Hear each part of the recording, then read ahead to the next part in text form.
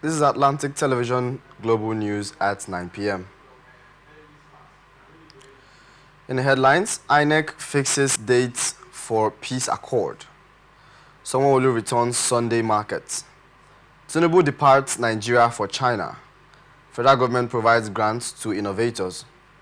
Actor's son jailed for gruesome murder. Nottingham Forest boss speaks. Alfonso Davis endorses Burna Boy.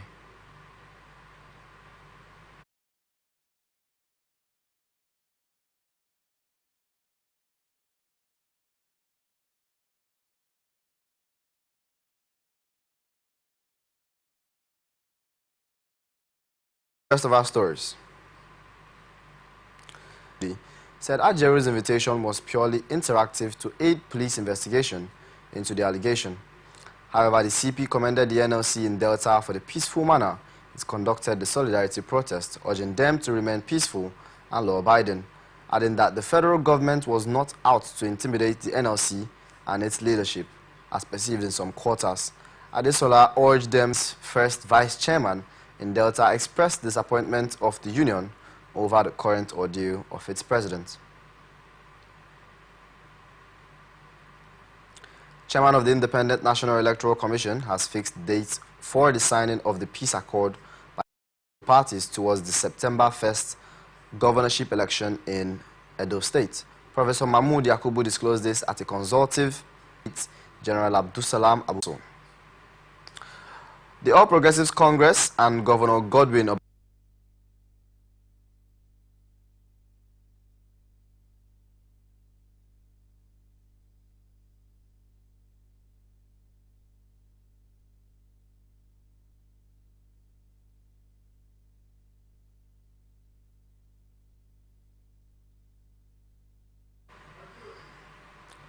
Specifically, the APC Campaign Council, in a statement by its media consultant Kashim Afegbao, accused Governor Obaseki of plotting to use the state security group, known as the Edo State Security Network, and producing police and army officers. Osage, special advisor media projects to Governor Obaseki, described the allegations as infertile, saying that the APC was afraid of looming defeat and resorted to cooking up lies, while the APC campaign claimed that there was a meeting in the Edo State House of Government where an offer was allegedly made to some persons who turned it down, adding that signs of the plots were already on with the attack on members of the party. In a different story, National Chairman of the All Progressives Congress, Umar Abdullahi Ganduje, says his party is going to recapture Edo State in the forthcoming election. Speaking to the members of Ondo State, it is already an APC state, and after the former governor died with a number of problems, we were able to resolve those issues and conducted primaries and succeeded in getting the person that they wanted. He said the North and Southeast geopolitical zones are both claiming that they have been marginalized and expressed concerns that political parties in developing countries like Nigeria are usually active. Now, police Wahid Ailara is dead. Ailara died in an early hour of Thursday at the Lagos State University Teaching Hospital, Ikeja. A top officer in Akwa Ibom State who spoke on the condition of anonymity because he was not authorized to speak on the matter also confirmed the CP's death. This is coming after the November 2023 as a DCP Ailara was unveiled as the acting commissioner of police in Lagos State, while a former deputy commissioner of police in charge of state criminal investigation. Operatives of the Akwa Ibom State Police Command have killed a notorious kidnapping kingpin and leader of the Bling Bling Marine Strike Force 1, Ubom Pirates meets Waterloo.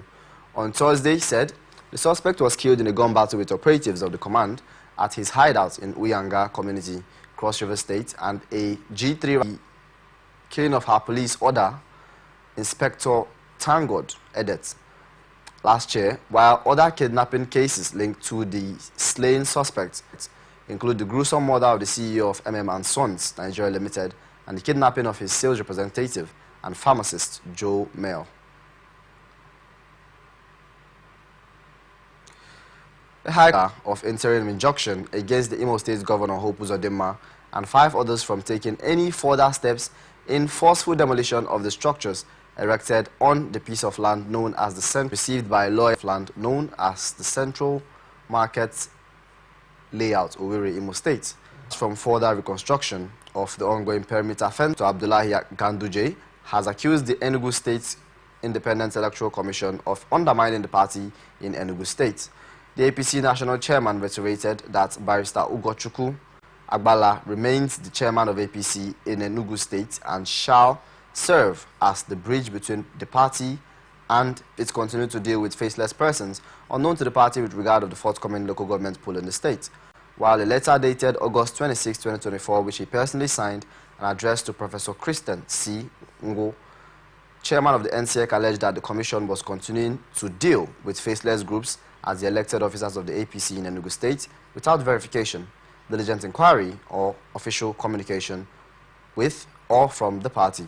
The national chairman of the APC informed NCEC that APC as a political party was not a party to any valid lawsuit before a court of competent jurisdiction in Enugu State or under any restrictive order of any kind whatsoever. Enugu State Governor Peter Mbah has inaugurated a committee to oversee the implementation of the new national minimum wage in the state.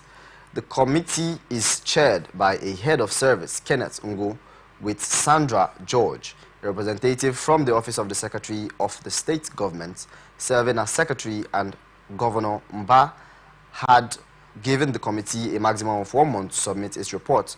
Other members of the committee include the Commissioner for Finance and Economic Development, Dr.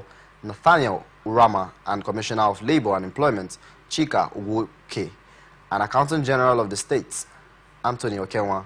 Representing the Labour side of the Chairman of the Nigeria Labour Congress Enugu State Chapter, Fabian Wigbo, and the Chairman of the State Chapter of the Trade Union Congress, especially the ministries, departments and agencies, to ensure the workers take ownership of the final reports. The Governor reiterated that his committee and his commitment is to workers' welfare. Anambra State Chapter of the Labour Party says it will not participate in the September 28 local government area election in the state. The Publicity Secretary of the state to the party, Theo Egbe, who disclosed this on Thursday in a electioneering process in court over alleged failure to abide by electoral guidelines, which entailed providing fair play. Egbe also alleged that the party located at the Udoka House estate in Akwa were sealed off by suspected agents of the state government, and appealed to Labour Party members, supporters, sympathizers, as well as stakeholders and Anambra people not to take laws into their own hands. Directed that the own Lagos despite the 25% discount application, noting that prices varied from location to location. The newly elected president of the Nigerian Bar Association, Afam Osigwe, has officially assumed office as the 32nd president of the NBA in a ceremony held in Lagos. Osigwe, he was declared the winner by the chairman of the electoral committee of the NBA, Oluseun Abimbola, after securing 50.52% of the votes cast. During the election, Osigwe received 20,000 votes, surpassing Tobena Erojikwe and the chairman of the NBA Institution of Continuing Legal Education Governing Council, who garnered 10,998 votes, which is 27%. While Chukwuka Ekozom, the former chairman of the NBA Lagos branch, came third with 9.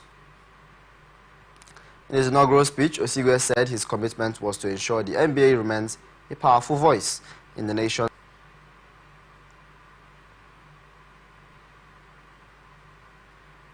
In view of his efforts to monitor, Minister of the FCT, Nyesom Wike, has stationed another flagged bus and taxi terminal in the central business district of Abuja. At the flag-off ceremony of the proposed site of the terminal, Nyesom Wike stressed the commitment of the FCT administration to expanding transportation infrastructure in the FCT.